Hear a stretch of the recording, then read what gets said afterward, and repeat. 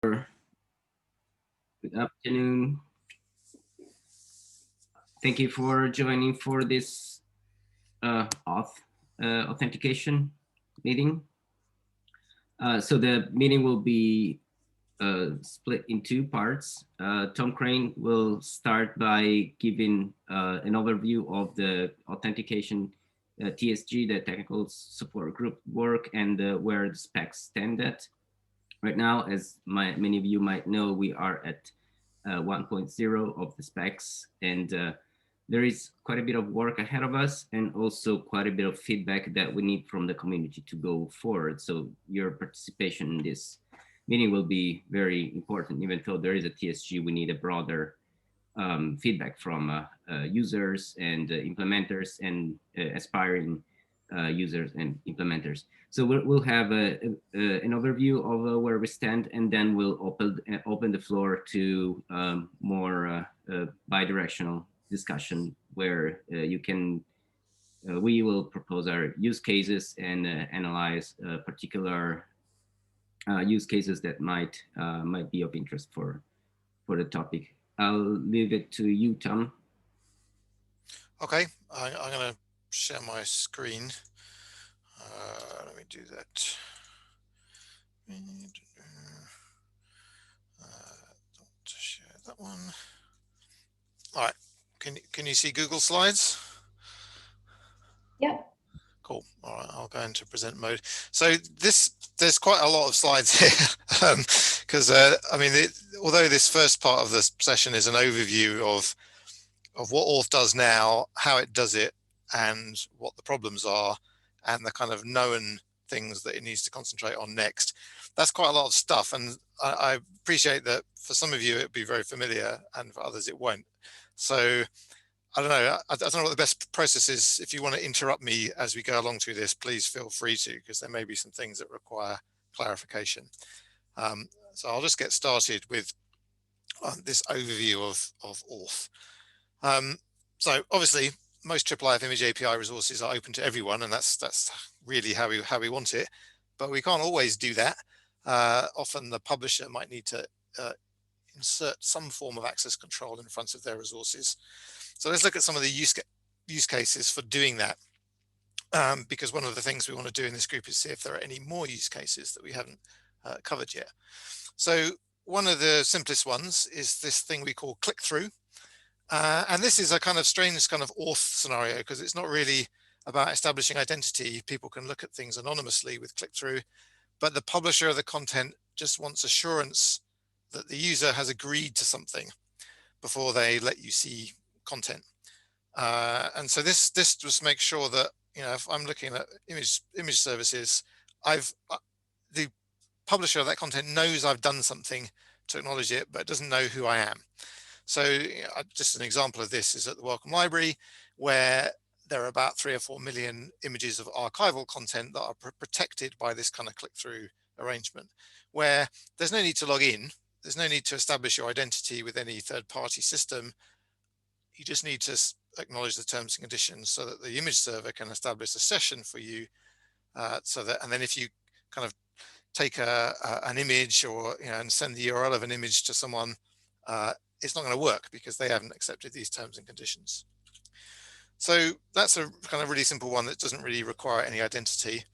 And then the kind of next simplest one is just regular login. You know, in order to see this stuff, you need to log in somewhere. And again, I'm going to show you a Welcome Library example, and the usual reason for that is because the material is sensitive and you have to be a library member to see it. But there could be any imaginable login related reason to have this use case. You know, it might be a commercial one even. You might have a subscription based resource, or, you know, your archive requires payment or something like that. I don't think there are many IIIF commercial use cases in practice, but, you know, the spec needs to support them. And so this is the scenario where, you know, the universal viewer here is presenting a dialog box before you can see the material. And rather than the call to action just being accept the terms and close the dialog box and let the interaction proceed, this one has a link to a login screen, which is at the publisher. And there you would log in and then come back to the viewer and see the stuff. So You know, that's the kind of probably the simplest or most common requirement. Just you know, log in and see stuff. And then there's a third pattern of usage, and that's where really the kind of publisher of the material is also publishing the viewing environment for that material, and you know, they'll take care of how you acquire credentials to see images.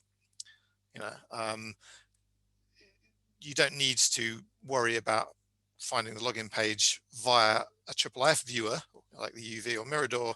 You know, the publisher, by some unspecified means, whatever they want to do, will have taken care of that in advance, perhaps when you logged in to some other system. And one example of this, again at Welcome, is this one, which looks very similar to the other one, but the call to action here is simply to dismiss this dialog box and not go to a login box.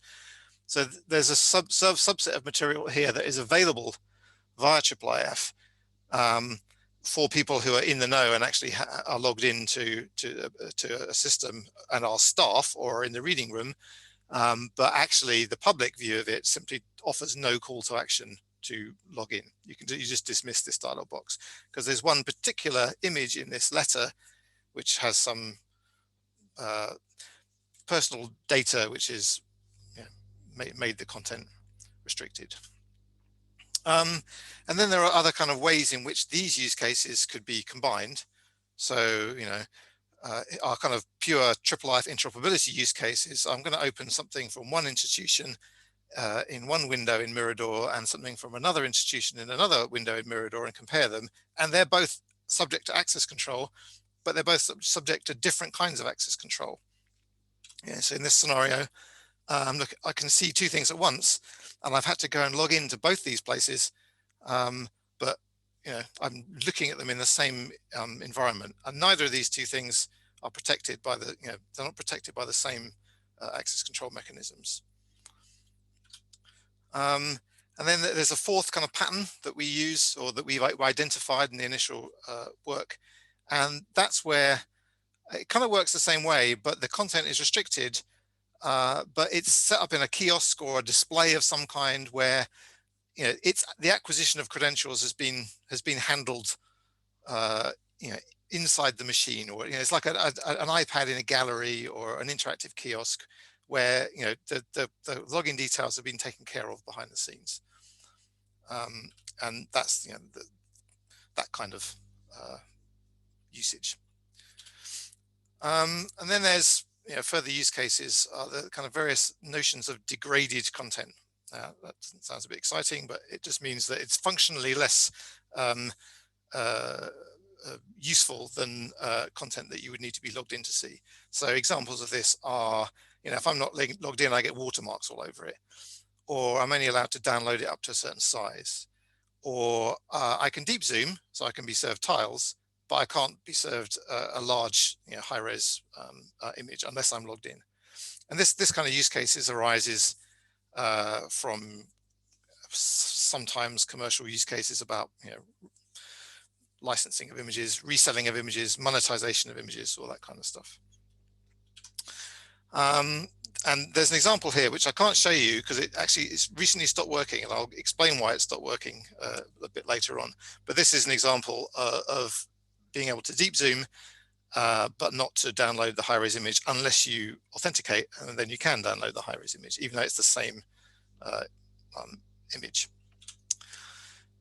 So all this stuff is predicated on some assumptions which really make the IIIF Auth spec not an Auth spec. I have to explain what that means. So our kind of background assumptions are that the actual protection of the resources, the images in this case, can be, you know, that can be anything. You know, one institution might have a kind of campus-wide single sign-on system using CAS. Another organization might have you'd be using OAuth 2 or some hand-roll customized access control mechanism. You know, the barriers you might want to place in front of your image services are not the concern of the IIIF Image API spec. Sorry, the IIIF Authentication spec. And that seems a bit weird because isn't that what it's all about? And it's like, well, actually, the IIIF Auth spec is not the protocol for seeing the things. It's the protocol for the viewer to help you into the other protocol to see the things. So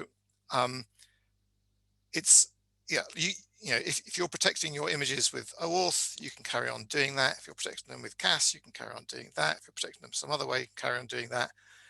What the auth spec does is organize and orchestrate the user to get into your authentication mechanisms rather than provide another authentication layer on top of those systems. And you know, it's usually the assumption is that the IIIF client, so the universal viewer or Mirador or whatever you're using, is not itself in an access controlled environment. You know, it could be out there on the web, it could be at projectmirador.org or universalviewer.io or on, you know, on anywhere. It itself is not an access controlled thing.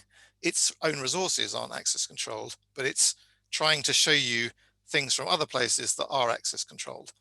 And that's a kind of distinction between other kind of web app use cases for auth that's really important for our spec. So yeah, most viewers are client-side JavaScript applications, and they request things from domains that are not the same domain they are running on. So I could be at projectmirador.org looking at Harvard, or I could be in the universalviewer.io looking at Harvard, or anywhere. You know. So it's really kind of important assumptions. The domain of the authentication services, the place you go and log in, might be different from the domain of the viewer that you're using to look at the content. And Harvard Art Museums shouldn't need to know that I'm using my viewer on tomcrane.github.io or my own personal site. If I want to use the UV there to look at Harvard content, I shouldn't have to kind of go and register myself as a trusted viewing environment with Harvard, because that would just kill interoperability stone dead. There's no like registry of things that are permitted to look at access controlled IIIF. So how do we do this? How do we make this work?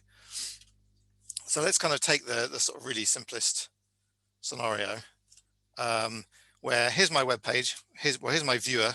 It's a really sophisticated viewer. It's an HTML page with an image tag on it, and that image tag isn't on my site at imageviewer.org. The image tag is actually pointing at an image at publisher.org/restrictedimage.jpg.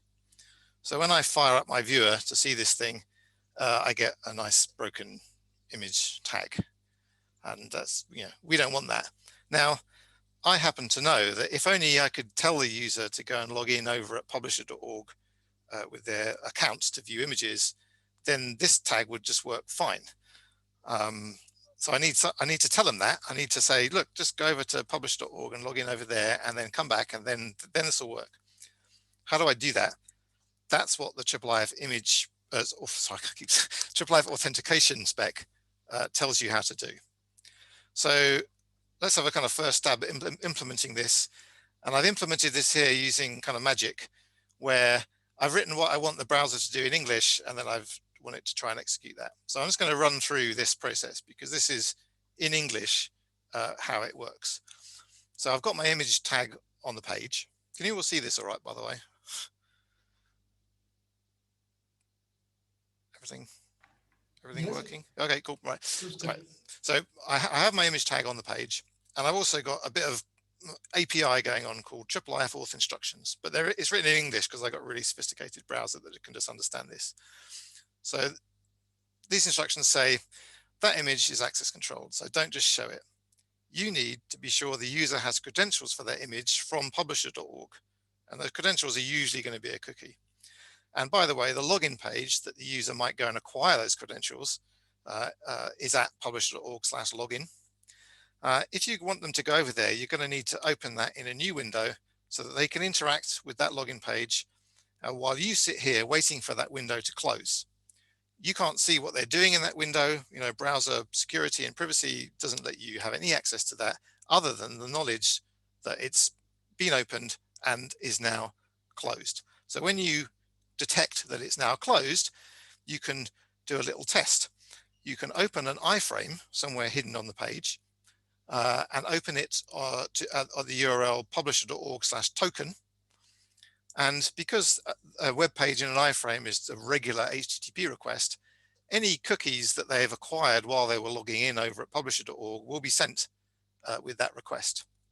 And what that little page token does is generate a little bit of JavaScript within the iframe that makes a post message API call back to this page, the page we're on right now.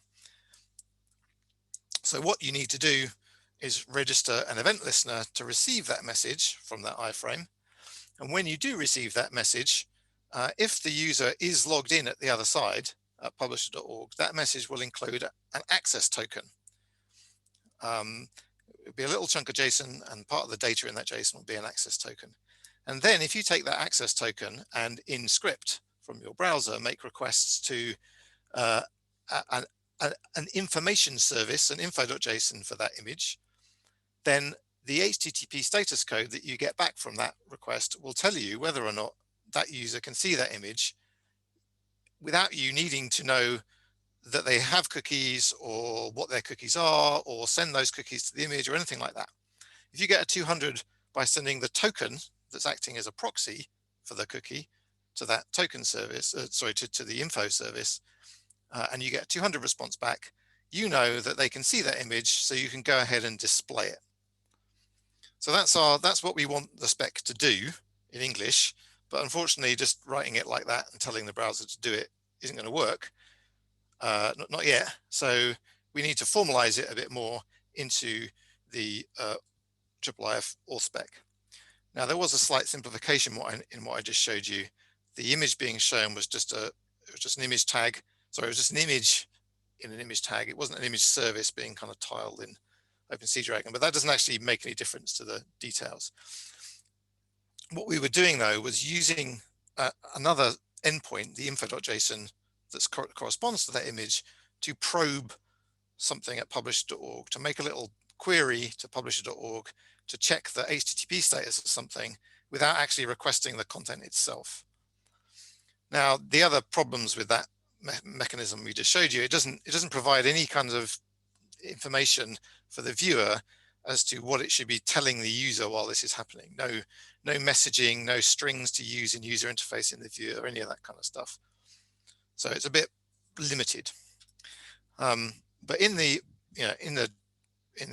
real IIIF Auth spec, what we do, we take the info.json for the image service and we attach an additional service or set of services, which are the auth services, to that info.json, and that extra information in the info.json provides the viewer with all the things it needs, as long as it understands how to implement the auth spec, to make that interaction happen smoothly for the user. And here's an example of an image service, an info.json.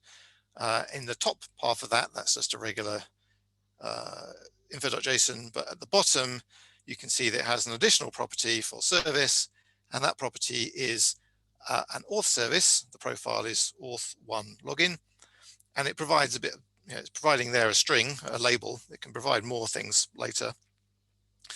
And it's telling basically where the login page for this thing is, what label it should show on UI that takes you to that login page, where the token service is that it should open in that iframe.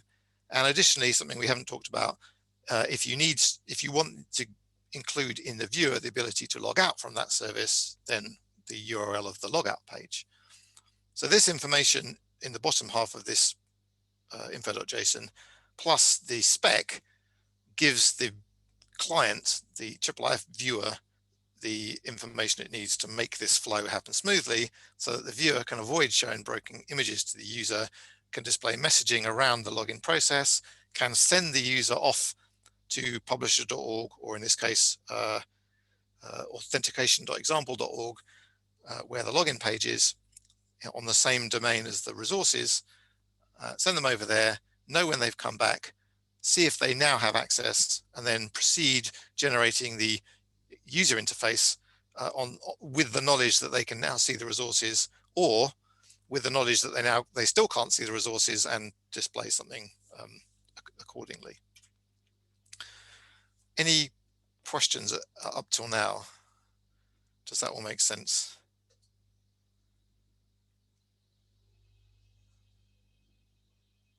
Okay, cool. Before I get into the next bit, I'm just going to define a couple of terms to kind of clarify exactly what the auth spec's doing.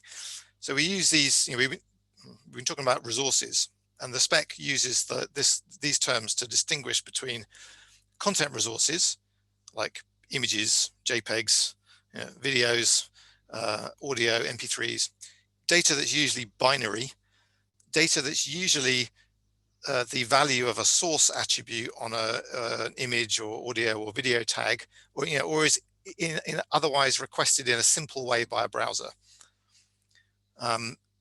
When I have an image tag on a site, even if it's pointing to a third-party site, it should send the third-party cookie along with that request. But we'll get onto a complication with that in a bit. And that they contrast with description resources, things like info.jsons, which are parts of the IIIF API. They're usually machine-readable pieces of data, and they are requested by client-side script using the XHR interface in browsers. Now we can get them to include cookies as well, but that adds a few complications, which makes the implementation harder for the server, because for a server to respond to those kind of requests with cookies, it needs to know that the domain they're coming from is trusted, and it would need to echo back in an access control allow origin header the domain that asks for the resource, which is not a good practice. So we, in the IIIF Auth spec, try to avoid clients having to make credentialed XHR requests. So just to kind of go through the process, the flow that we were talking about earlier, I'm going to walk through this reasonably quickly. So the client, the Universal Viewer or Mirador, asks for the info.json, which, which is, I can't, can you see my mouse move? Yep. Okay, good. Right, that's better. I can't click or draw on it. Yeah, so this thing here, the description resource, is the info.json. So that, that's the thing that all IIIF clients of the image API at least will ask for anyway. They have to ask for that so they understand how to do stuff. Usually they just pass it to OpenSeaDragon, but that's the thing that they have to ask for. So in this case, they load that thing and they look at it, and they look at the response they got when they asked for it. And if that response was a 200, then if the ID of that image service is the one that they just asked for, so it hasn't been redirected halfway through, if both those things are true, it's a 200 and it has the ID that the browser or the client just asked for, then display it. That's fine. But you can now pass it to OpenSeaDragon, render tiles, pass it to leaflet, render tiles, however you're doing stuff to generate a display. And obviously this little loop at the top is the case for 99.99 whatever percent of IIIF content on the web today, because most of it is going to respond to a 200. Most of it does not redirect to some other degraded form if you're not credentialed, all those kind of stuff, all that kind of stuff. Right, but if that was not a 200, as is the case in the examples we were looking at earlier, if it was instead a 401, denied, then we need to do something. So if it's a 401, that means permission denied. All right, so we can still see the info.json. We're not just getting an empty response. This is really important for implementation of the image API. We still give the info.json back with the IIIF Auth services that the client's going to need to do something about this problem. We still give it the full chunk of JSON back. It's just that the HTTP status of that response is not 200, it's a 401. So then we inspect that info.json and we make a few decisions in this flowchart based on the kind of interaction pattern the publisher wants us to implement. So the first thing to check for is whether it's the external pattern. And these are identified, if I just scroll back a little bit, these are identified by these profiles. See here, so this example is a login pattern. So but the first thing we check for is whether it's the external pattern. And that means that the client is taking care of access control some other way outside the world of the IIIF Auth spec. So in that case, if it's an external pattern, then we should just immediately do that thing with the iframe, ask for a token service, get the token back, and then try the description resource again with the token to see if now with that token we get a 200. The external pattern's a bit rare, so I won't go into that in too much detail, but it's the first thing we do in this loop. Second thing we might try if we didn't find an external one, is it a kiosk pattern? In which case the client is able to know, is able to acquire a cookie without user interaction. So it kind of opens a login page, but the login page just gives it a cookie. And obviously this is fine in a controlled environment such as a kiosk in a museum, but not suitable for use on the web. But in that case, the cookie service, the login page, or what would be the login page for if it, in the human workflow, is simply just lets the request through, issues a cookie, and then the client can then try that token service again in the iframe, hopefully get a good token, go back around this loop and see if it now gets a 200. Now, so again, those two are fairly uncommon, but they're real use cases, but they're uncommon. Now we get into more common use cases. The next thing to check for is it a click-through? Now we have to do some work in the user interface. We need to display that message to the user that says, in order to see this thing, you need to agree not to do nasty things with it, or you need to agree to these terms and conditions, or whatever. But the point is here that the spec allows for the client to kind of, autonomously accept that user's click on the yes, I agree button.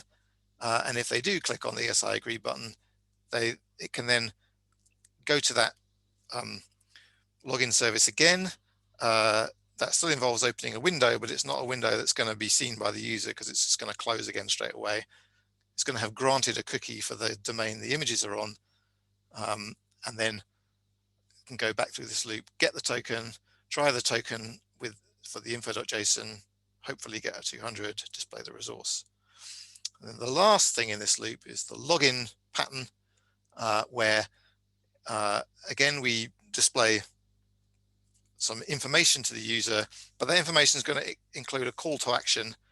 The user can then visit the login page, and this time the login page will stay open because the user needs to provide some credentials, and only if they provide the right credentials will the cookie be granted.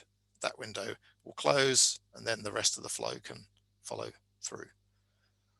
And if it's not any of those patterns, then well, it's some other, unless the viewer, the client, has been extended with some other kind of pattern, then the IIIF Auth spec has no more options for it. So it will just have to say, sorry, can't see this thing.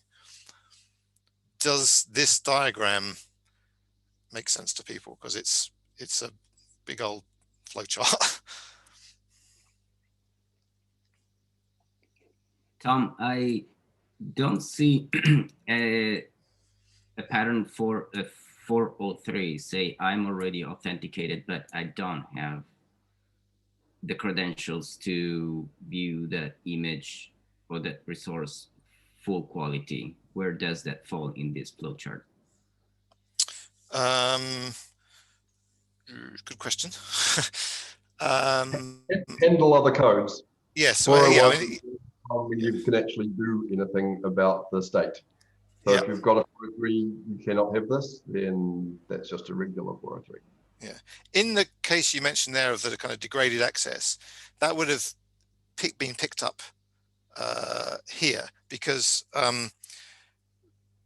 so I'll just go into this scenario a little bit more. So if I'm unauthenticated, or if I'm here and not providing a token that I've acquired by going through this loop, and the image service I'm requesting that was published in the manifest is not, I'm not permitted to see that one, but the server says, oh, okay, you can see the watermarked one though, because you didn't, so it'll redirect to the watermarked one and that will have a 200 status.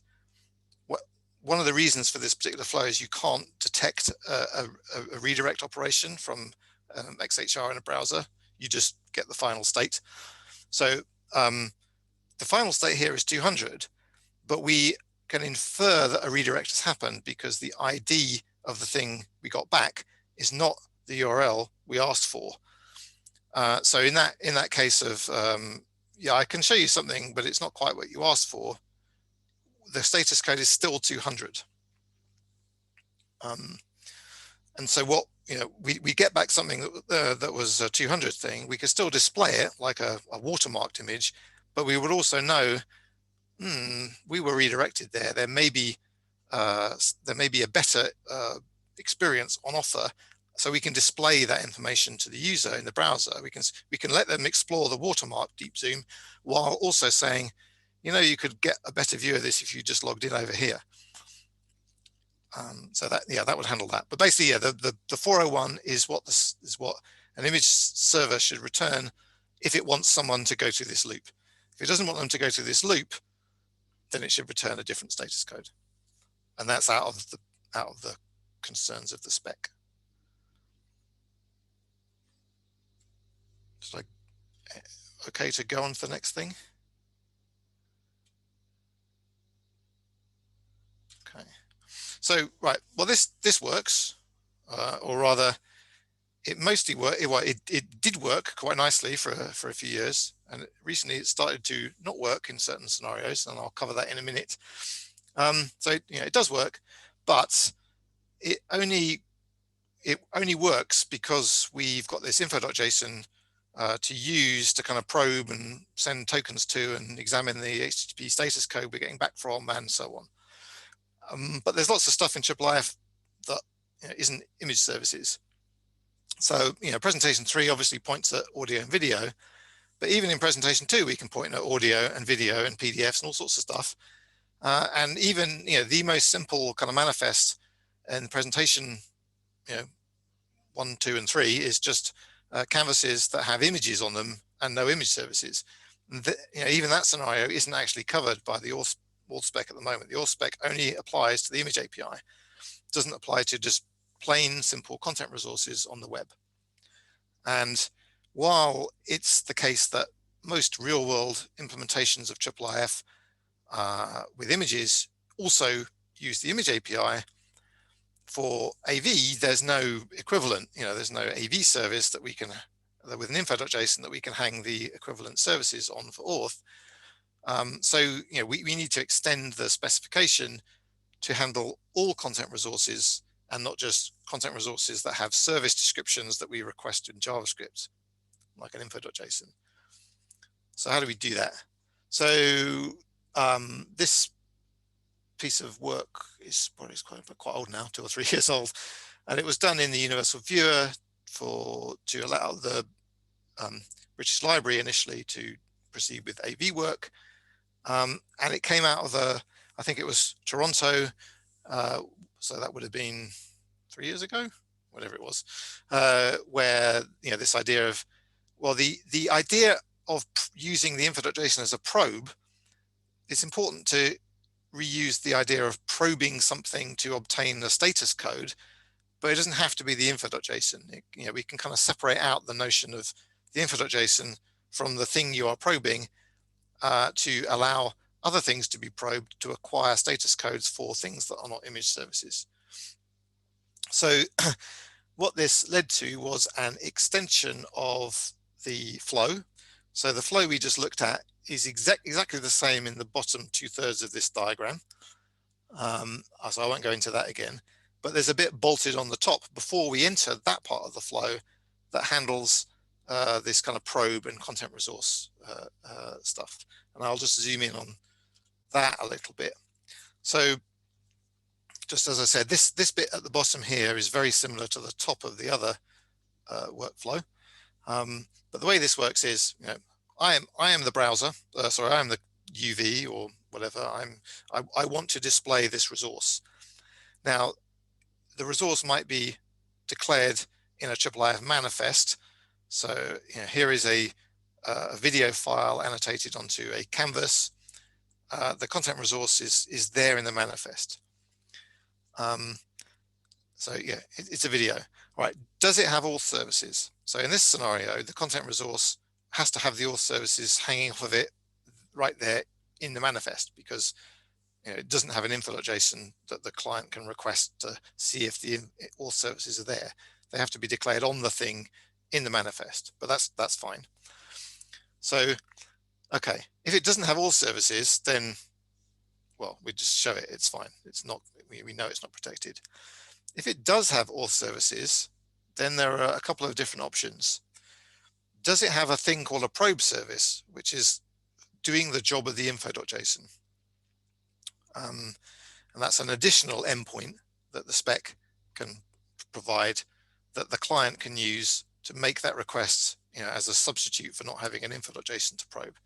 So if it has an explicit probe service, an endpoint that clients can make requests to, then don't query it just yet. Just make a note that the probe, the thing to be probed is that probe service, and that the HTTP mechanism you're going to use to do the probe is a GET. If it doesn't have a probe service of its own, then the content resource itself is the thing to be probed. But in that scenario, you should use a head request to it, because it might be a kind of 1 GB video file and you don't really want to just get that to see what the HTTP status code is. So you can just make a head request. So again, these two boxes here are just kind of setting variables in our flow for later use. Either the probe service is a standalone service, or it's the content resource itself. We're either going to use get or we're going to use head, depending on which of those it is. And again, we can also use this flow for the existing scenario of an info.json where it's not a content resource, it's a description resource. So in this case, again, we set these two variables. Our probe in this case is the description resource, the info.json, and we're going to use a get. And then we just go back into the flow we've already been through, except that the thing that's in there labeled description resource is now the probe service. Everything else remains the same. And we go through the same thing. But this mechanism allows us to use, to put IIIF authentication patterns in front of any resource on the web, not just things that have service descriptions, because we split apart the idea of probing something to establish its status with also hanging the service information onto that thing. And this works. It does work. I think I've got, so here is an example. This might be a bit out of date because it predates presentation 3 final by quite a long way.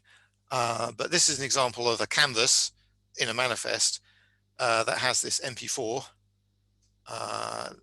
and hanging off of that MP4 as a content resource is an auth service, and this looks absolutely the same as the ones we were looking at earlier for images. In this case, there is no explicit probe service defined here. So following that flow, the client should make a head request to this MP4 when it comes to seeing whether the user has access to it. So if it acquires a token via the mechanism later on in the flow, it will send that token in a head request to the MP4 itself. And that contrasts with this example, which does have an explicit probe service down here. And in that case, because there is a probe service, and again, these are just made up profiles and types, because it has an explicit, I think you also see here, there's a bit of a mixture of IDs and types with ats on them. So this is not quite correct. But yeah, you can see here that there is an explicit probe service. So the thing that the client should use to establish the user's status is this explicit probe service. Why bother having a separate probe service at all? Well, there may be reasons for that. It may be quite difficult for you to deal with head requests directly to your AV materials, for example, or there's another scenario where actually you do need to provide a little bit more information. The probe service can have a content-location, which allows you to follow the same flow for degraded scenarios as we were looking at before, where the probe service is giving me a different answer to where the thing is than where I think the thing is. So it's telling me that a degraded scenarios and use it. Again, it might be a watermarked video or a lower resolution video or something like that. I'm just going to, so I just noticed that the chat window has got some things in it. So let me just, all right, okay. I just wanted to take a little pause here, if you don't mind, Tom, just Sure. to leave some room for the participants to make questions, ask for clarification, even repeating some of the concept. I understand this could be, quite a mouthful. It is. Yeah, no, I understand that. I'm in the TSG. It's a lot of concepts to grasp at a time. So if there is something that is not clear to you, then you really feel like you need to understand at this moment, please step forward. It's an open discussion. We have plenty of time, so we're not rushing through the finish line.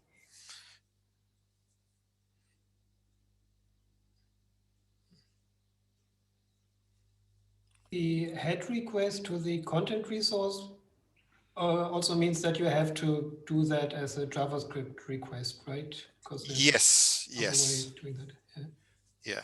So I think in a kind of an earlier draft of this, there was no probe service. Just the idea, well, you have the content resource there, you could just make head requests to it. Obviously you don't want to download, or you don't want to initiate a get request to a very large object. But yeah, there are downsides to not having the ability to return a chunk of JSON. It's much more extensible later. It's maybe easier to deal with. So there's a kind of this notion that the thing to be probed for a status code with a token, I'm going to create an authorization header, create an XHR request, put the token I acquired from the token service in the header, and then send it to something.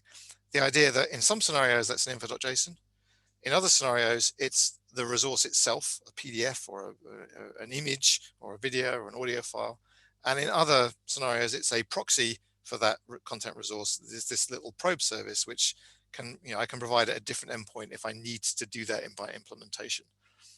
But yeah, it's designed to be initiated from XHR rather than a simple request from a web browser.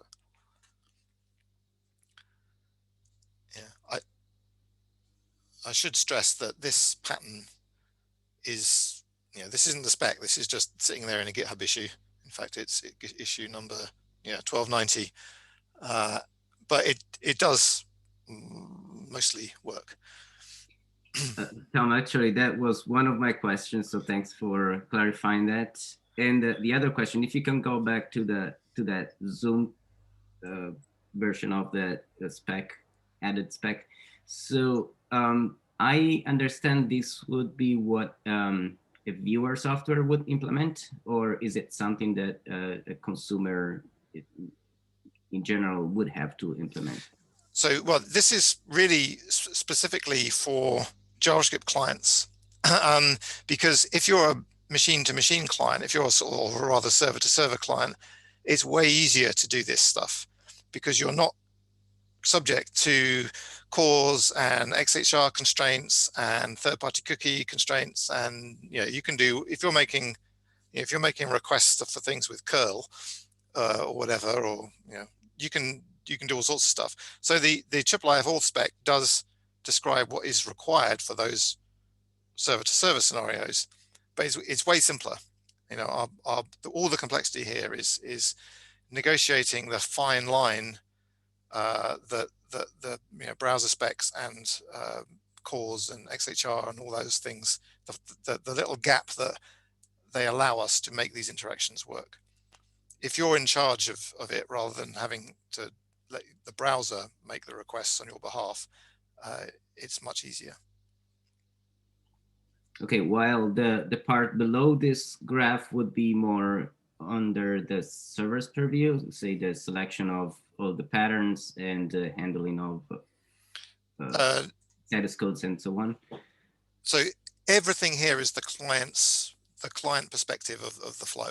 This is So the kind of server flow that I think we did in an earlier draft of the auth spec have a server-side flow as well, but it's a really simple flow chart and it's actually better described in words. It's it's simple on the server at the expense of complexity here, but it kind of has to be that way to make this work. So yeah, it's the auth spec's actually not, it's reasonably straightforward to implement on the server. It's not straightforward to implement on the client, which is unfortunate. Which is also good news because we only have fewer implementations and many Yeah. So implementations. Yeah, I wonder if I mean that's also a reason to do that. Just Josh says there, yeah, natural. So do we want? I'm probably about 2/3 the way through. Shall we have that 5-minute break in about 10 minutes, 10-15 minutes, if that's okay? 10 minutes. Yeah, maybe, I don't know if everybody else feels like it. I could take it now since we are at a break point already. How do you? Well, I mean, I could finish this bit and then we could do the discussion after the break. Might give people some time to come up with questions. Okay, I think, yeah, okay, let's just see where we are.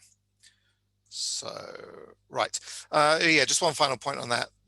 This mechanism, although you're talking about simple content resources, you can extend it to more complex resources. So this example here is an MPEG dash manifest as the content resource. As long as you understand that that's being treated as the content resource and is the kind of subject of the interactions, then you can make this work for lots of more complex scenarios. So just to kind of wind down this little section a bit, the other things, so what we've just seen is one of our known knowns, which is, well, we've got AV resources. We want to extend the spec to support auth on those. The other kind of known knowns are, as with the search API, we need to align it with presentation 3 and image 3, use JSON LD 1.1, use language maps for internationalization of all those strings, all that kind of stuff. So those are the kind of relatively uncontentious issue, just work that needs to be done to bring the spec up to equivalence with the other APIs.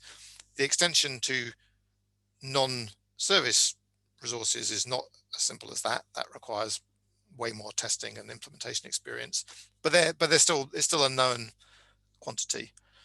So I apologize for this slide, but we have this kind of train bearing down the track at us, and actually it's very close, and in some scenarios it's already arrived, and that train is the actually I'm going to skip this bit because I think I've kind of covered some of this stuff just in conversation. The problem we're arising is the fact that everything we're doing here is using this idea of a third-party context, where the client, the Mirador running on project mirador.org, or the universal viewer running on universalviewer.io, or the universal viewer running on your site, is in one context, and the content that you're loading in to compare or annotate or look at, whatever, is coming from another context. And the kind of what that means is that the address in your browser address bar is not the same as the address of the image services that you're requesting. And in fact, your browser's address bar could be showing one thing. The script tags that you're executing for the universal viewer or Mirador could be from another domain. The images you're looking at could be from yet another domain. This is as dispersed as it possibly can be.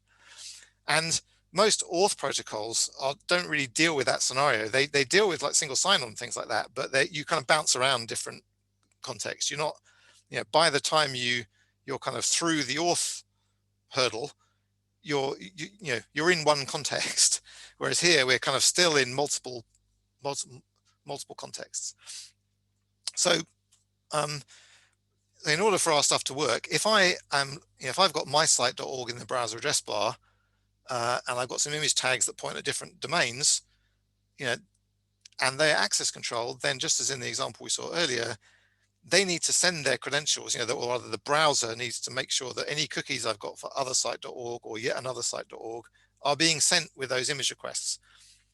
And it's important that we preserve really simple IIIF viewing experiences that are just built out of image tags, and not require that any interaction is, needs some new invented auth protocol specifically for IIIF resources. Now, that may, well, I'm hoping it won't be the case, but that might be unavoidable if we can't sort out some of these third-party cookie problems. But I think it's a good thing to try and preserve this simplicity. There's a big complex hurdle for the auth pattern and interaction and handshake, but once you're over it, it should be nice and simple. So yeah, it comes down to third-party cookies. There's this kind of slow arms race going on between privacy concerns and web advertising and tracking and nefarious activities on the web. And things have been added to the kind of living standard of HTTP to or the way browsers work to help with that. And one of the most recent things, which kind of started having an effect a year or two ago, is this notion of the same site property of the cookie header. If that controls whether or not if I'm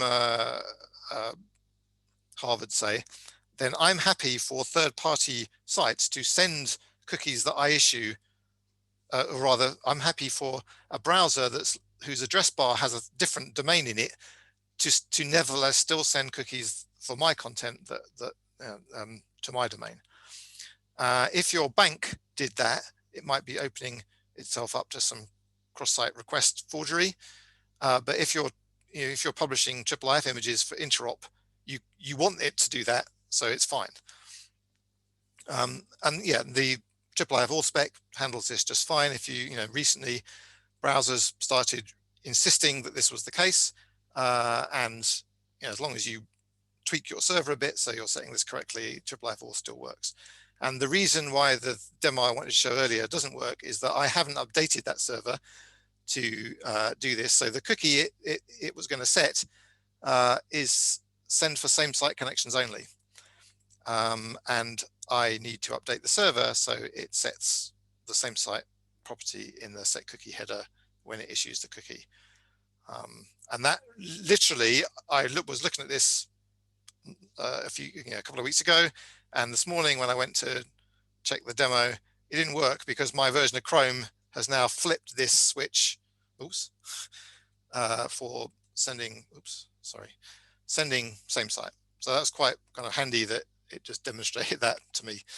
But yeah, so I could fix that by fixing the server, but it's evidence of the way things are going.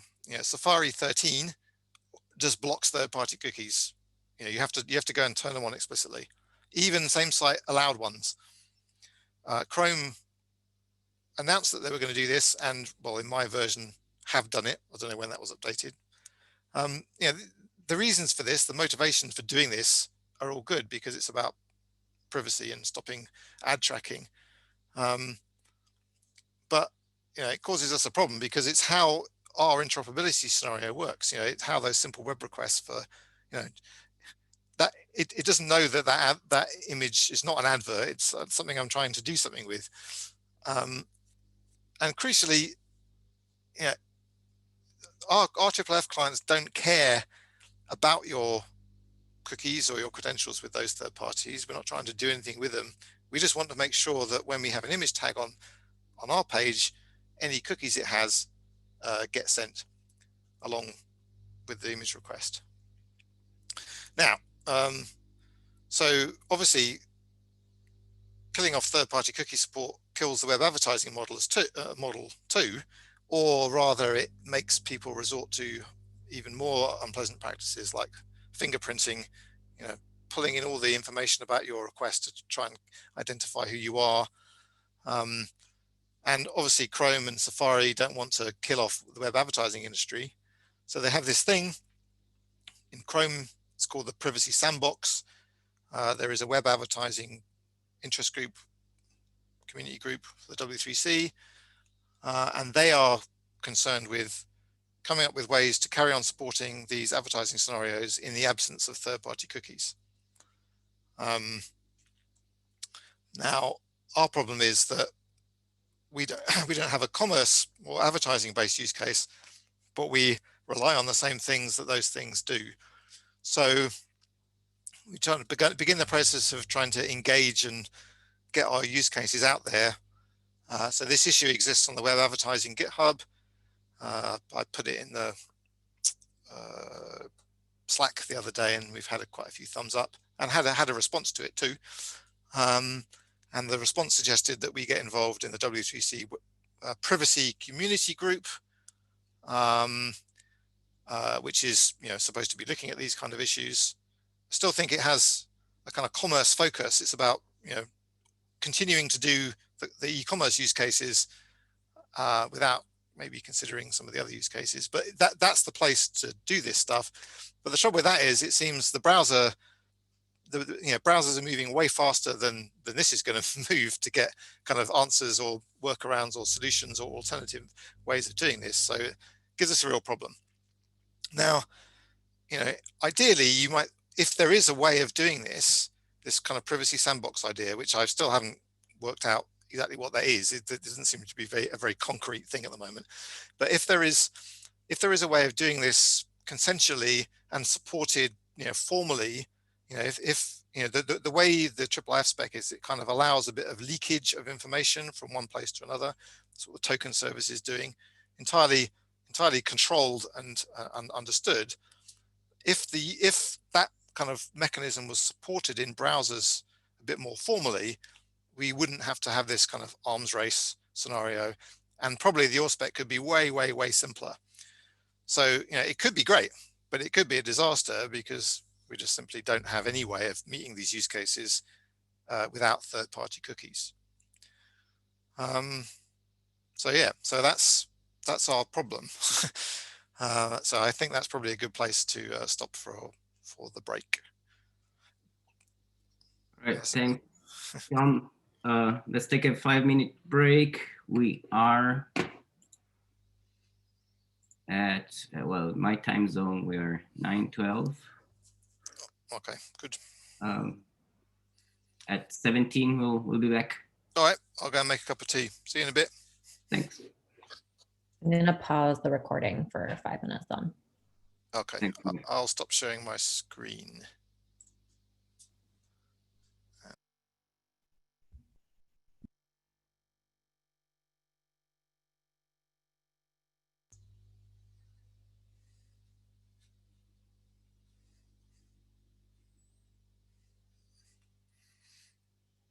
I'll just share my screen again in case we want to point at diagrams.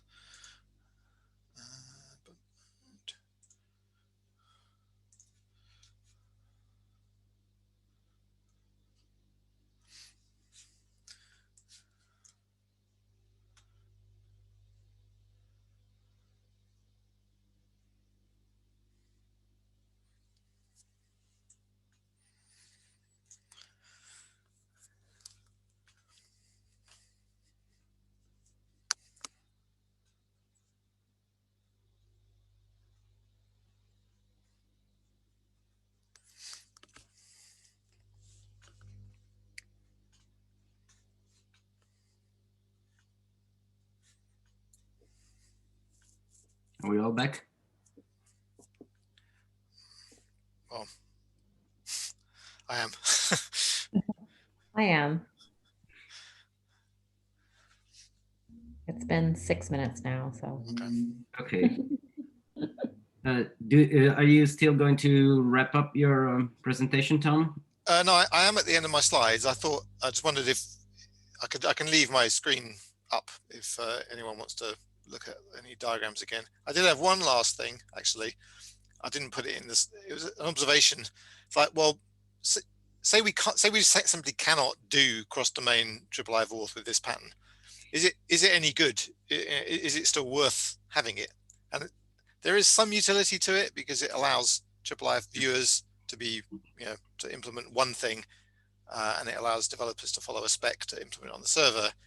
But it's obviously way, way, way less than ideal for our kind of interop scenarios and research scenarios and teaching scenarios. So it's a possibility, but let's hope we don't have to go there. If we did have to go there, the spec could be a lot simpler because lots of its workarounds for cross-domain stuff would simply not be required because it's not going to be able to do them anyway. yeah, so that was just an observation to add at the end. And by simpler, you mean that we would be leaving up more room for interpretation, sort of. So the spec would be less prescriptive for certain things, and that there would be less standardized patterns for doing things. Well, I think there's been much simpler. I mean, I don't know exactly what it would look like, but lots of the kind of, you know, open this window over here, wait for it to close. You don't know what's going on. Use the post message with a message from an iframe, all that kind of stuff. You know, lots of these things are workarounds for CORS and XHR cross domain restrictions, which simply wouldn't apply. You just make requests directly that include the cookies. So a kind of standardized client can just, you know, it's authenticated to the same domain as the content resources. So understanding your relationship with those content resources, even though the code is generic and not designed for that particular domain, it's still much simpler. But yeah, it obviously isn't our nice interoperable kind of, here's your annotation tool, load some access control content from 3 different places, or a kind of, you know, teaching environment, online learning environment, you know, VLE, all that kind of stuff. It's not going to work for that kind of scenario. And it might be so simple in as much as it could be, go read OpenID Connect, do that, because everyone is familiar with, you know, log in with Facebook, log in with GitHub, yeah, log in with Google, log in with you know, ... Yeah, yeah.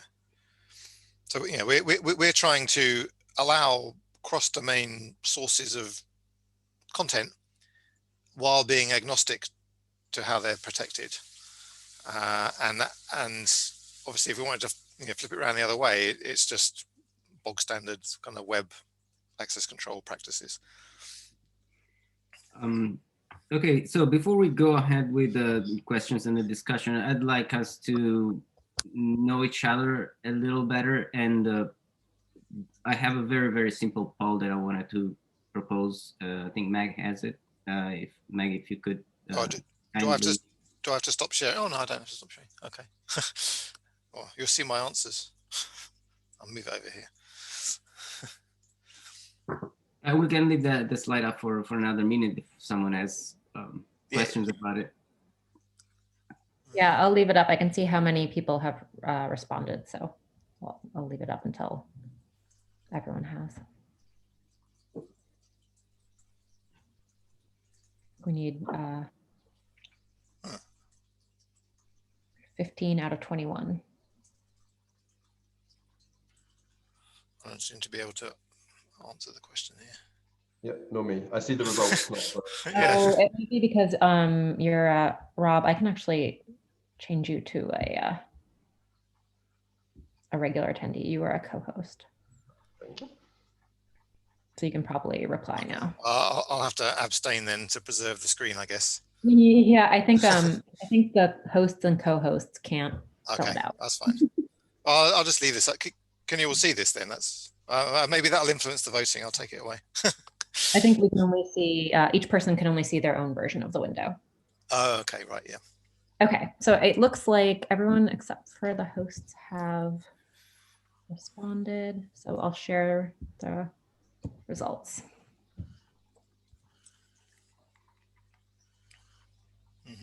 Okay, so it looks like we have a very, very diverse crowd, which is fun.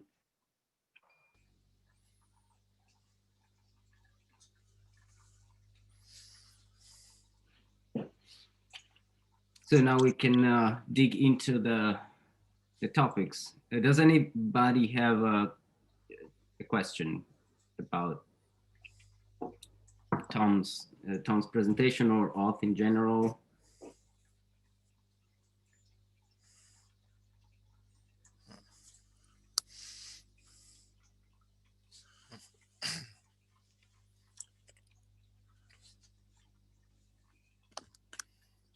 I have a question, and I haven't, you know, I may have missed this in your presentation, but with regards to the train that is already here, Is there any timeline around the advertising group kind of discussions? And if not, is there usefulness to maybe not you know, push forward with like something formal, but start providing information to the IIIF community about the challenges to interoperability with what's already there?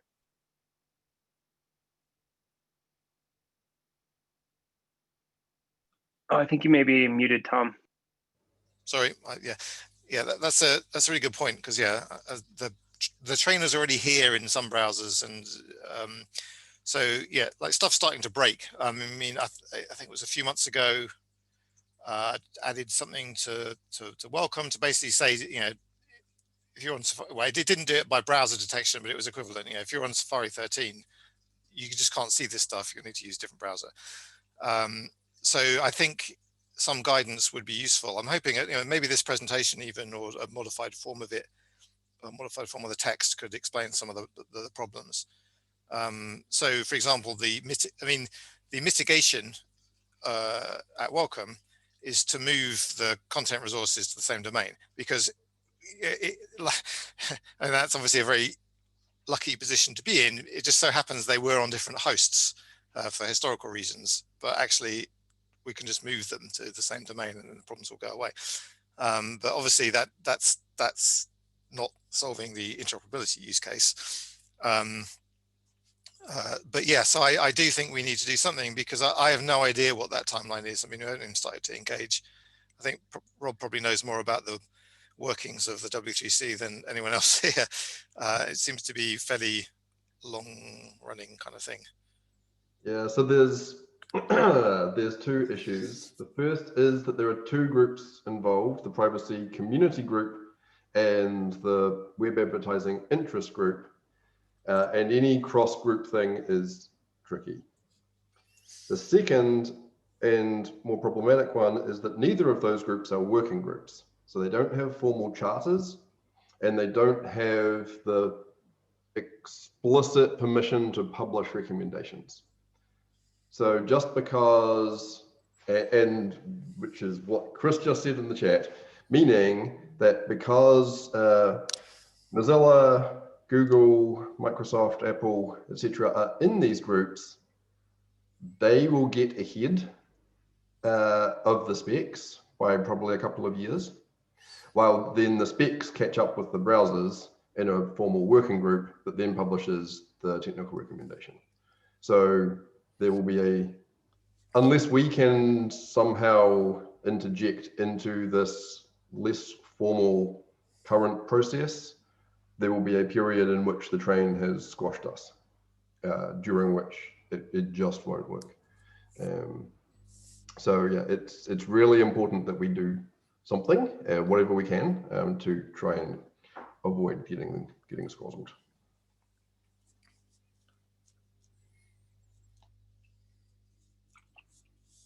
One question and concern that I have about this approach is how dependent will we be on the advertisement industry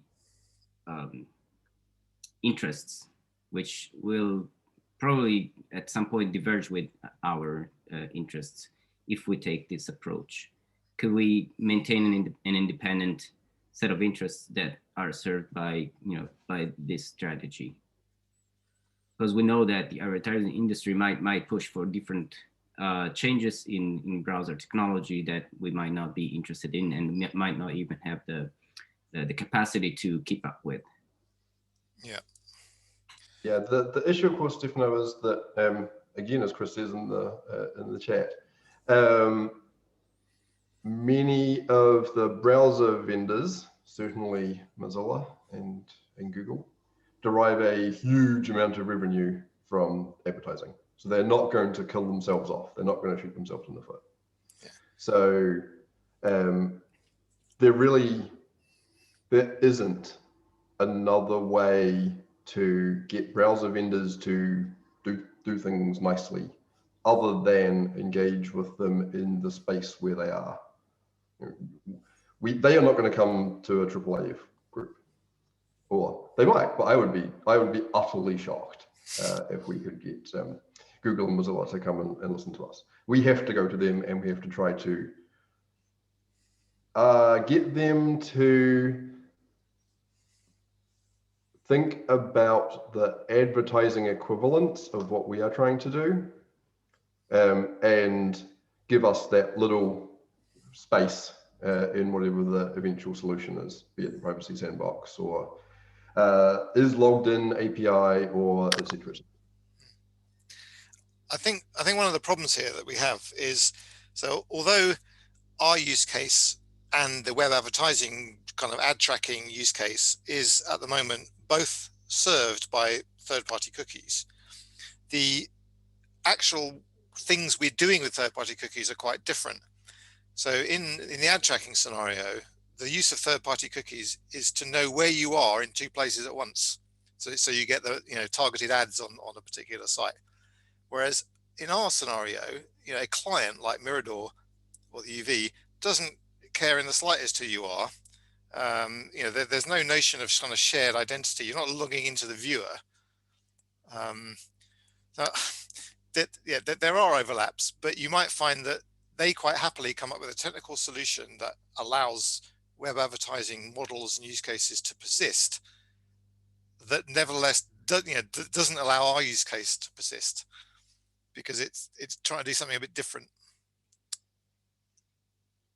And yeah, sorry, it's a bit of a downer. But yeah, what I do wonder though is whether there is something else that works, that relies on third-party cookies in the same way we do. I haven't really looked into this, and I can't think of anything off the top of my head. But if there's something else, or many other things that use the same technique for the same end, that might be a good place to join forces or something. Yeah, I mean, we really, as you say, I mean, we don't have the same goals as the advertising industry. We just happen to use a mechanism that is also used by them, I mean, which could work both ways. I mean, theoretically, it could also be that we could talk to the browser vendors and say, well, this is our use case. And there could be a solution for that that does not work for the advertising industry. I can't really think of a technical background, but at least we could make the case theoretically. I don't know how to talk to browser vendors and if that's really possible, but yeah, at least I think the point is, yeah, we want different things. So at least we could, I mean, real politics might be different, but at least in the realm of pure things, we want different things. Yeah, I mean, an area where I think that our interest diverge is the permanence of the specs, right? The stability of the specs. That's something that we care a lot about because we don't have the resources to change specs, very often, while, other industries like advertisement, they don't have the burden of, a cultural heritage repository or, some legacy infrastructure that they have to, that is very costly to change. And that's something that a little bit concerns me. So if there is something that we could get, where we could get sort of an assurance that some parts of the specs will remain relatively stable, while others are more dynamic, that we don't have to stick by, that would be probably a good middle ground to look for. I don't know if I'm talking into an abstract way, because I wouldn't know what, parts of the specs that those would be, but that's what I'm looking for. I mean, I think the problem is that the features are being retired before the specs are ready to replace them. And like what this privacy sandbox actually is, I don't know. I think it's only, I mean, obviously we may not be successful, but if we don't make some kind of representation and try to state our case as clearly as we can, then, well, we're definitely not going to get anywhere. It may be unsuccessful for some of the reasons Rob has hinted at, but we'll, you know, if we don't make the case at all, then it's definitely going to be unsuccessful. Yeah. A little bit more background about these particular groups. So W. Seltzer is Wendy Seltzer. She is the general counsel for the W3C and co-chair for some of the groups. She is not co-chair for the privacy group. The co-chairs are someone from Apple, someone from Mozilla, and someone from Google. So I think her suggestion of going to the privacy community group is the right place. There's also on privacy several members of the W3C advisory board and the technical advisory group, the TAG. Microsoft rather than Google, I was close. And Tess Hoba, Teresa, she is on the TAG. So yeah, it is an influential group. So that invitation to go talk to them is probably our biggest opening that we have right now. How do you suggest we make maximum use of that opening, Rob? Because obviously, you know, you have more experience of this than anyone. Yeah, so community groups are open to join. You do not have to be a member of the W3C, which is why there are 282 participants in that group representing 100 organizations. So we could, as many people as are interested can join the community group. Community groups have mailing lists, and you know, we can post on the mailing list and try and get discussion going. The privacy community group holds, I think it's monthly teleconferences. So we could try to get on their agenda for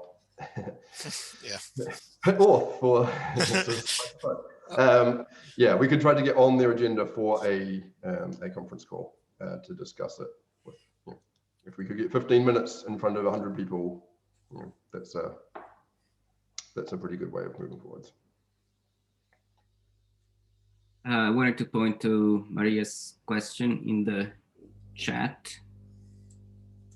Is anybody willing to take it?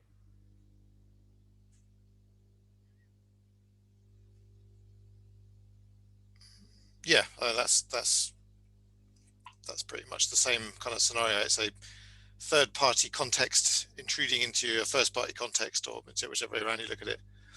So yeah, the analogy is I'm not logged into Harvard Art Museums or whatever it might be. So that nice Van Gogh picture that they're trying to put there on my webpage is broken. So basically that pattern 2 will be broken if third-party cookies are discontinued, right? I guess. Yeah, I guess. So there are, you can kind of divide it into two parts.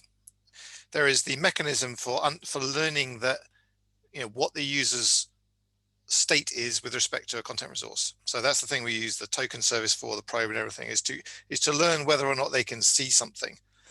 And there's a mechanism, you know, as Rob mentioned, there's one of the things in the privacy group is this standard called isLoggedIn, which might address that. But then even if you do address that, you know, if there's a way of learning about someone's status in a different place, to be able to use that place's content as the source of an image tag or something on your page, still requires that the credentials for it are sent with the request. So that's you know, so even if we completely solved in a really elegant and simple and open way the ability to you know, consensually learn about someone else's login status on a third party, it still might not be enough for us to do what we want to do, because we need the third party credentials to be sent to experience the content in our context, which is, you know, equivalent to the broken Twitter feed, I think. Yeah, I think also because there's also different ways of how you could embed the Twitter feed on a page. I mean, including JavaScript that then does stuff with headers and stuff. So I think it's not exactly the same. And I mean, we could change all the IIIF clients to do JavaScript with headers and stuff, but then we would have to rewrite them all from scratch. Yeah. So I think that was the scenario I sort of alluded to. Where's that slide? Oh yeah, we could have our own IIIF Auth protocol, and tokens could be sent with the requests for the content. Here in order to do access control IIIF, you need to wrap the tokens into the content requests for those for the pixels or for the AV. But it would mean that once you're past the auth hurdle, you still couldn't do this kind of simple stuff with image tags, because they are, in HTTP terms, simple web requests that they're not made by client-side script. And obviously you could still write, it means that everything becomes very JavaScripty. So and obviously there are scenarios in which your cookies could be acquired by some other mechanism outside of the flows, the kind of client-side JavaScript flows we were looking at, and then the content would still work.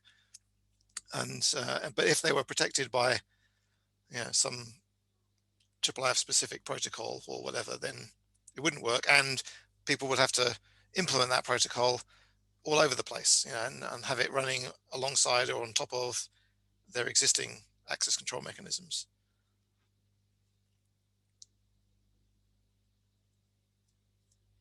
But yeah, if there is no alternative, then that may be the only way of doing things.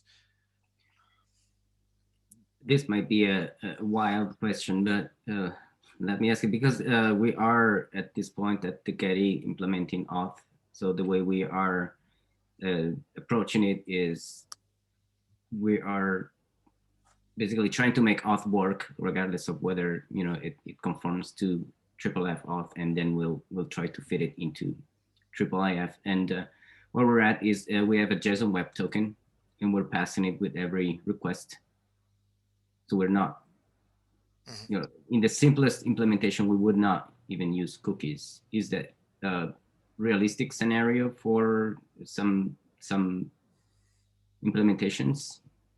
Well, it's realistic if you're in charge of the client and the content.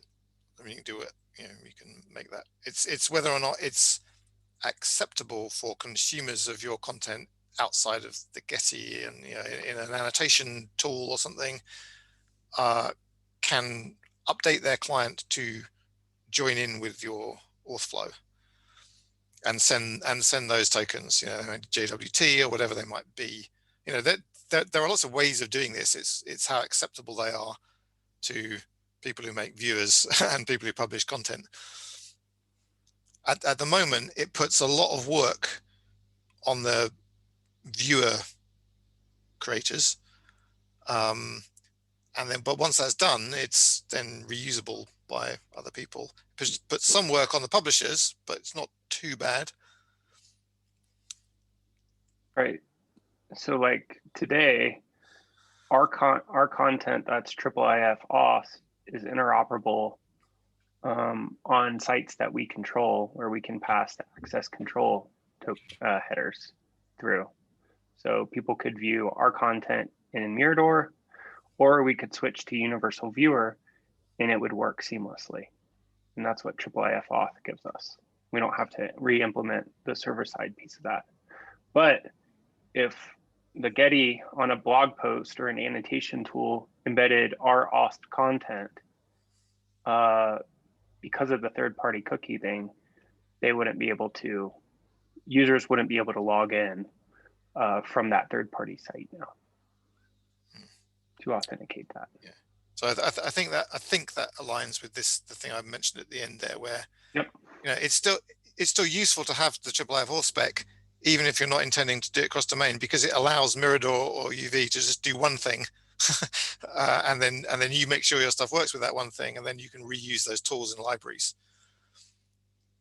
So it is still useful, but if we decide that, as I said, if we decide that well, it's still useful, but isn't going to support cross-site, then actually we could update the spec to be, or the patterns to be a lot simpler. That would, in my view, make auth kind of a one-off thing. It would make it different from presentation and image APIs, which are inherently cross-domain, right? Well, I mean, obviously, the auth is a layer on top of those existing APIs only for the scenario where the material is access controlled. So again, it only applies to a small subset of content. But a good example actually is that welcome stuff. So on their own site, they can do whatever they like, and so they can enforce this. There's a new version of the welcome library content on welcomecollection.org. They don't use the UV, don't have the pop-up dialogue, but they still can engineer exactly the same scenario of ensuring that a user has agreed to terms and conditions using the IIIF Auth flow, so that they acquire the cookie that says so the image server knows they've accepted the terms and conditions. So they can do whatever they like on their own site. But if I want to go and look at this in Mirador, then I wouldn't be able to do that if we went down this simpler route of a non-cross domain auth spec. Right. That auth spec would we wouldn't be honoring the first I of IIIF, which is international or like inter-institutional in a way. Yeah. So it would be I with an asterisk next to it that said unless it's authed and cross domain. Degraded to IIF. Yeah, but those caveats already exist, right? Like, so for spec compliant HTTP implementations that want to be interoperable with HTTPS websites, like, right, that's already a level of interoperability that's not there for a content provider's own choosing, right? Yeah. So what if we left that area open to the implementer, at least leave the space for the implementer to, possibly do some extra work, or, go in a sort of not completely scripted route, but still be able, say, to use method that ensure that cross-institutional interoperability, even if it's not even if it's not entirely codified in the spec. Of course, we were talking about a very difficult situation, where we have to balance different things, and there's no good answer to to all the problems here. But yeah, but I mean, I don't see a case for a new spec if you say, well, but you can't implement it and talk to us about the workarounds. I mean, I think the point at the moment, the existing spec does what it does, okay, and when we have no more third-party cookies, it breaks for third-party use, and we would be back to the old silo approach. You can use your viewer on your side, and if you use auth, and that's it. But and I think for the other stuff, it would only need additional recommendations or additional papers to say, well, if you really want to share with us, then we would have to, I don't know, enable cross-origin sharing with credentials, or proxy other people's front ends, or proxy other people's resources across the internet, which is all very, very ugly. At least, I'm not really sure what the point of a new spec would be unless we have a good idea of how to deal with it. Yeah, I think I agree with that. That although the current spec would for use solely in a same domain context would be overcomplicated, but it is a working spec, and it does have implementation, so it's just going to work, and it's not too hard to implement. So like one possible option would be persevere with that spec, update it to handle the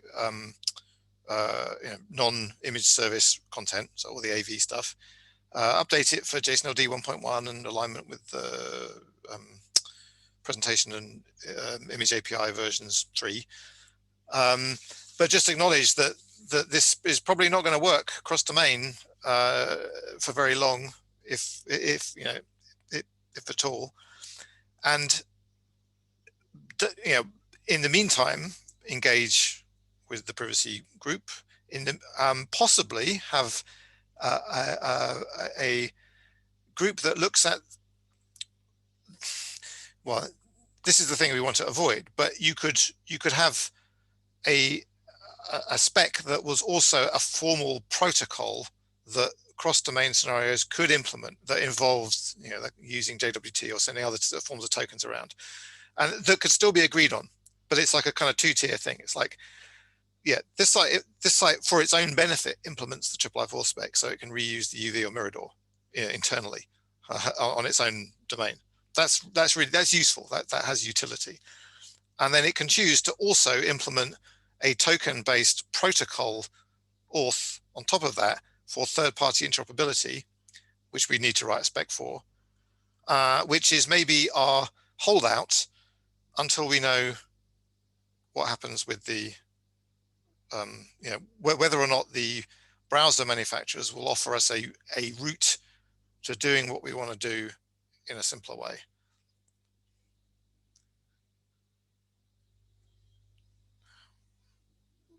That's a lot of work, though. I just wanted to check on the time. So I think we have 25 minutes left. If we have more to discuss about this, you know, I'm happy to bring it at least to a partial conclusion, or we can move on to some other topics. Well, I think while there are, I mean, this is probably the biggest group we're going to get at the Auth TSG for some time, and time, you know, is running out. So I think we should try to decide something, whatever that might be. Was I just missing something about the JWT? And because I still think that wouldn't work with simple resources, right? Well, yeah, it would. Yeah, it would. You know, you would need, yeah, you would need to make requests using scripts and. Okay. I don't know. Yeah, all those. Yeah, I'm not exactly sure what it would look like. We avoided going down that route so that simple web requests with, you know, with cookies would just work. I think that's one of the things that we should do before engaging with the privacy group, would be to write out in a pretty coherent, concise way the set of requirements that we currently have, e.g. we don't want a new protocol. We want to just allow whatever authentication and authorization patterns are in use by the individual servers to continue to do their own thing. Because yes, if we have to use a IIIF specific protocol for authentication, then yeah, we're in the business of redefining OpenID Connect and similar sorts of things, or mandating an existing one. And then we need to get all the content management systems to implement it, and it'll, they're not going to do that. Yeah. Well, it would take a long time before we could get all of the systems to update. Yeah, I mean, I wouldn't suggest writing a protocol from scratch, but it would be pick one. But that itself is massively problematic because you have to pick one. Yep. Yeah, and at the moment we don't have to, and that's one of the very nice things. Yeah. So okay, so there is an action there. The text of this presentation goes some way towards that, but not a very long way by any means. But it's something that, you know, could be worked on. I can do some work on that. Just like, what is the clearest expression of our problem in written form, reasonably concise, but not so concise that it's not obvious, you know, it's not understandable what we're trying to do. Yeah. So having that expressed and then the opportunity to present that for consideration to the privacy group. Is that the immediate next step, or is there, you know, spec update work to JSON-LD 1.1, etc., that can be done or should be done in parallel before or after that? I think they can be done in parallel. Yeah. Because you know, we exist as an Auth TSG. We can work on specs. So, and if we accept that the Auth spec in basically its current form is still useful, even if it doesn't work cross domain, then we have something to update and work on. And in fact, it's probably quite a straightforward or relatively straightforward task to produce a new version of that spec that acknowledges the cross-domain problem while pursuing these other options until those other options are exhausted and we have to resort to some sort of protocol.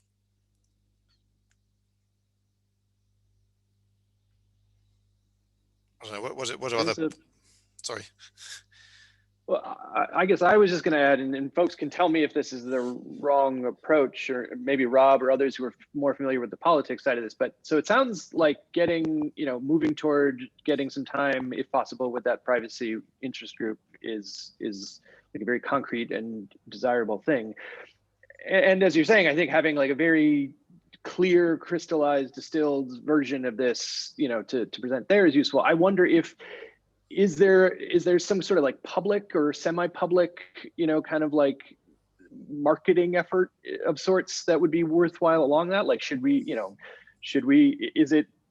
it put people against us to like have a blog post of like why browsers are breaking the web for libraries and museums, you know, or it could be less pointed than that. I guess, you know, is there sort of like a public version of this that would be worthwhile doing? And maybe in addition or separately, I'll mention too, we could try to marshal some forces on the IIIF consortium side. So like if it was useful to have, you know, a few Unity librarians or, you know, deans or whatever sign something, that can be a blunt instrument. It can take a while to do. So I wouldn't want to, you know, very selective of how and when to do that. But if that was useful, I could, you know, that's certainly something where we could try to work through that.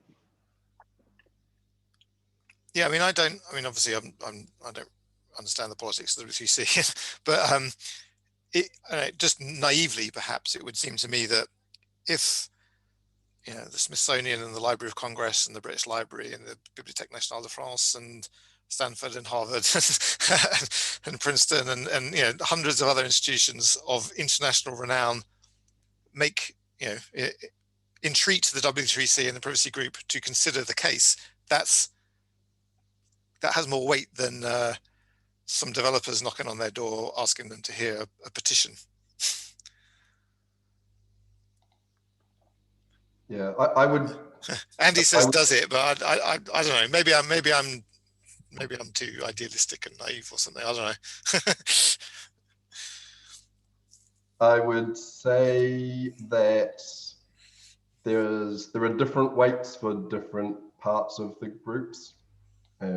There's certainly a lot of attention is paid to working implementations in the W3C.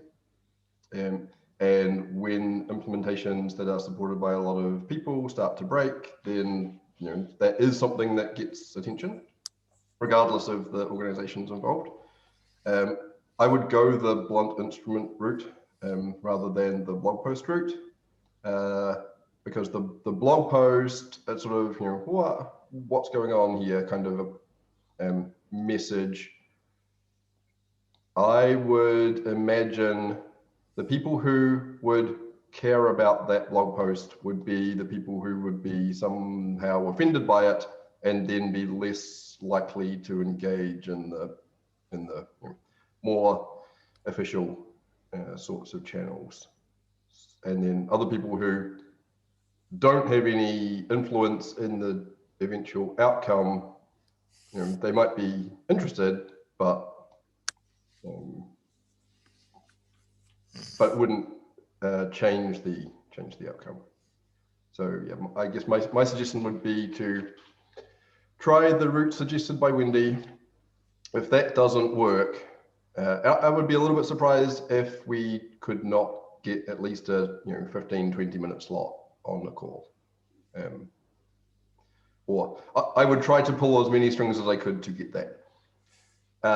Then if that didn't work, then the Stanford, etc. is cross approach would likely reopen that door. How cross can you get, Jack? As cross as they let me. It seems like the trick with all this is, browsers are removing third-party cookies for very good privacy reasons. And yeah, I'm not sure how strong our case is for wanting to do interoperable image servers over the web. Yeah, I will say while our use case for using IIIF Auth hasn't broken internally, we don't have. I haven't yet heard of somebody going, I really need to use this Stanford Auth image in this other interoperable IIIF tool. Like we just haven't had that problem, like that actual problem presented to us, even though we know that problem is broken.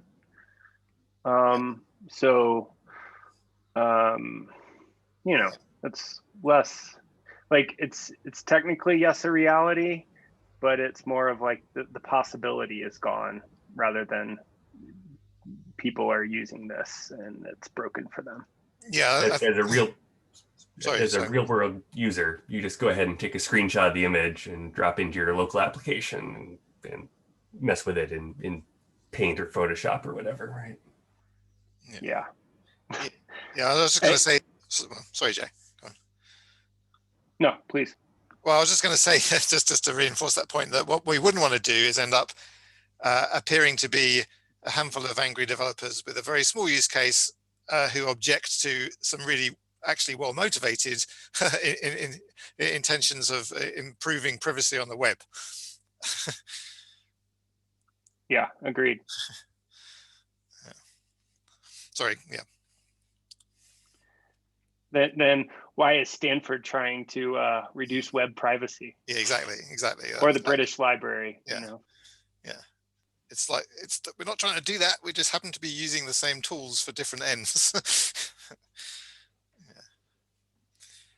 Anyway. Sorry, I didn't understand the point of this this last minute. So are you saying that you don't have many use cases or of users from different institutions accessing restricted content? We're using IIIF Auth for a lot of things internally on our websites, right? But I haven't been notified, and I'm not sure of a case where somebody is using a Stanford Auth IIIF resource on a third-party site, and now that's broken for them. So people who want to log into IIIF Auth resources can do that from our library websites, no problem still, but I'm not aware of somebody who's doing that from a third-party site, and now that's broken for them.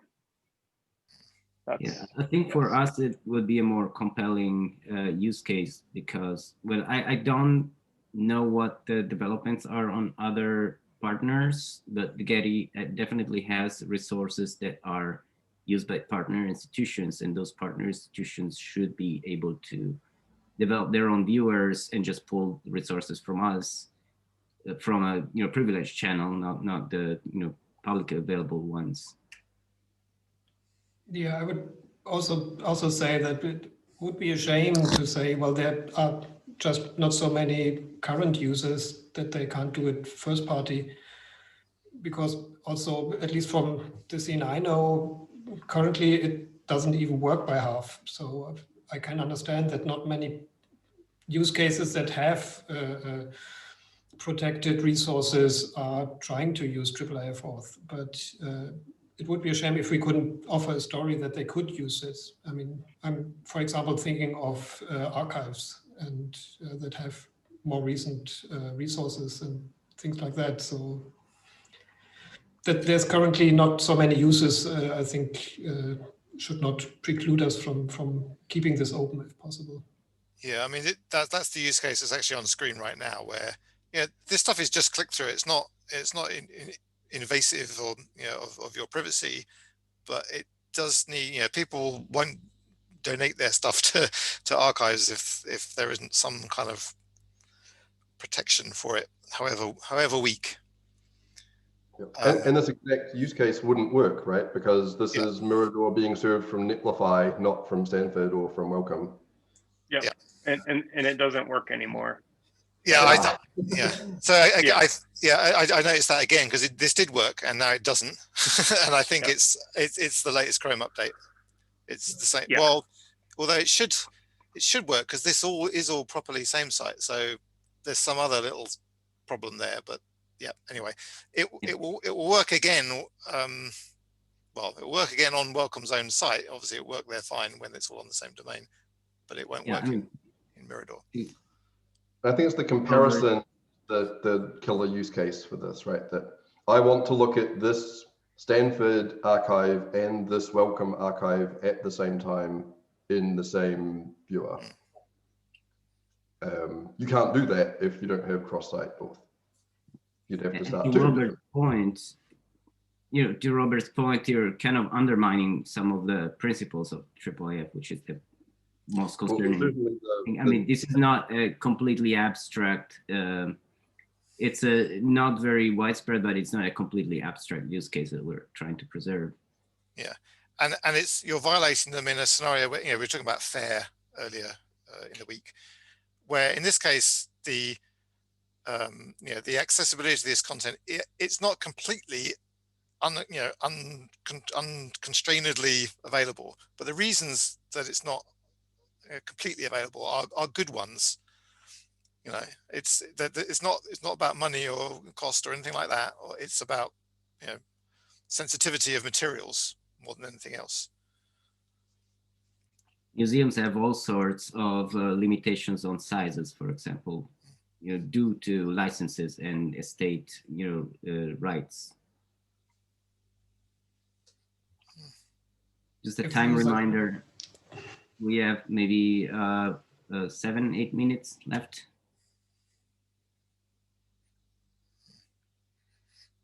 Okay, well, there is an action to write something, which I'm happy to have a first stab at, which is the thing to then try to secure a slot to present that thing to the privacy group. So that seems a clear, immediate next step.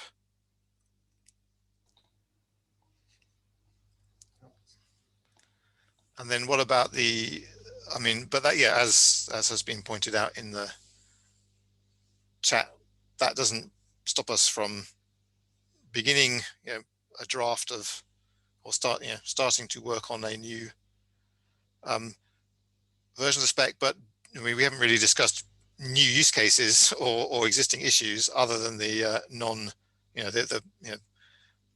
make it work for all content resources, not just image services.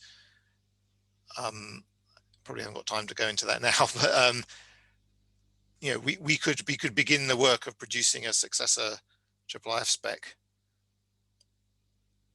as well over the next weeks and months.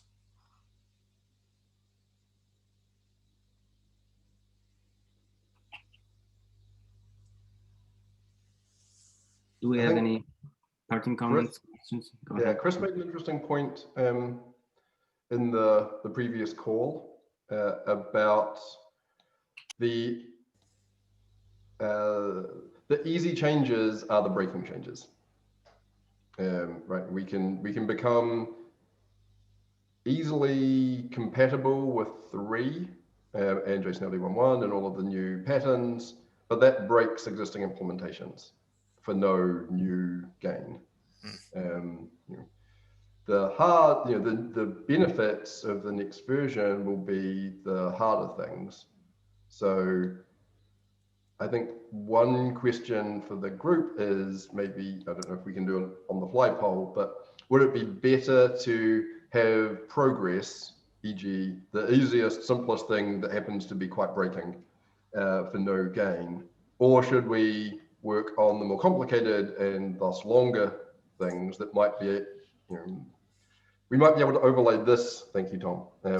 We might be able to overlay that on top of the existing 1.0 for a probably quite temporary 1.1 that enables probe services on AB materials within the scope of 1.1. And then for 2, we've sort of maybe bought ourselves a little bit of time for the, and we make it easier to develop in terms of the JSON, and we've engaged with W3C and browser vendors about how to solve the third-party cookie problems. So there's 2, I think, strategies, both have upsides and downsides.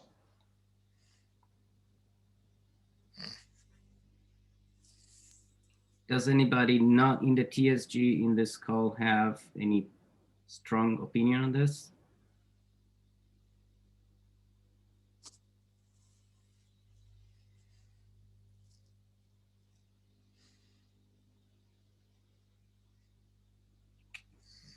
I personally think we should formalize this or something that does the same thing in the current spec. I'm not sure, but I mean, what we might find in the current spec anyway is that most use of Auth is on Image API 2.1, even if those Image API 2.1 are being used in Presentation 3 manifests. The scenario of Presentation 3 manifest, Image 2.1 service with Auth 1 service on that image service may be the most common scenario for a while. So in which case updating this spec would be of benefit. I don't have any particularly strong feelings and would defer to the experience of the TSG. It seems like formalizing something that's already kind of implemented and in decent use seems like I mean, we kind of have a pseudo something like this going on, the probe service stuff, and it seems like there's other kind of similar types things happening. So that seems like a useful endeavor.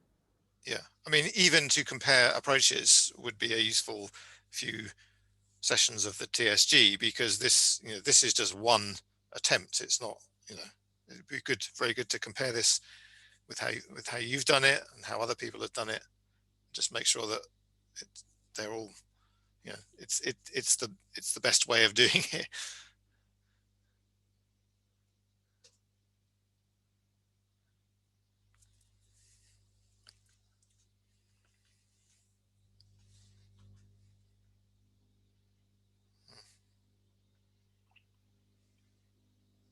Okay, we have 3 minutes left. We don't have to stay for the full 3 minutes unless we have any last comments. There was just one comment in the chat there from Peter Binkley. Are there authenticated CDNs who will have the same problems as us? I think so. Yeah, that seems a likely scenario.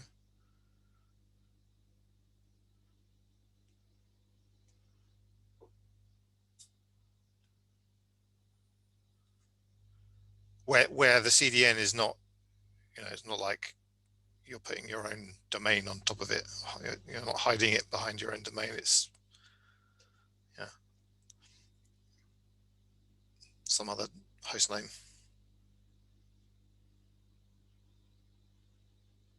Which means that could bring more interest in the topic.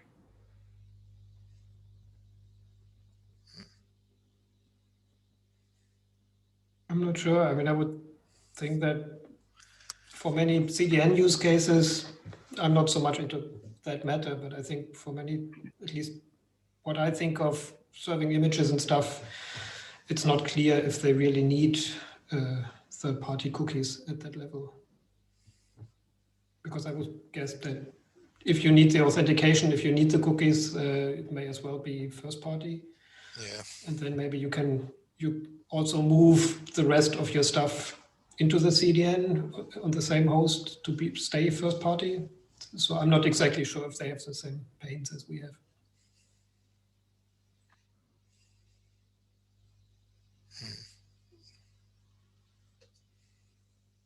Sophisticated CDNs have edge level computing as well, Yep. which would break us again.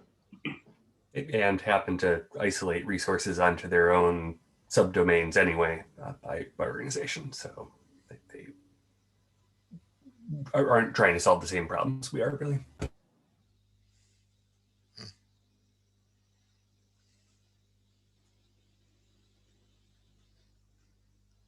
Okay. Are we at time? I think we are. All right. Okay, and thanks, Tom, for taking the lead on and the burden of making this as clear as possible. I know it's a very very technical and very complex issue. Yeah, well, we made progress. We have one action item, which is great. I'll try to draft something as succinctly but clearly as possible.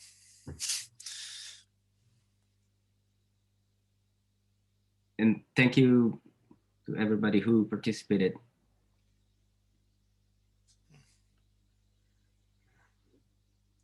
Be around for the next sessions.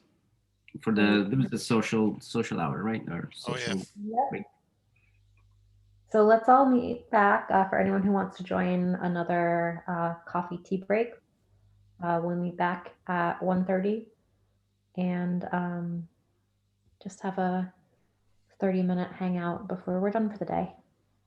Okay. See you all. All right. Bye. Bye. You share the placeholder slide. Bye.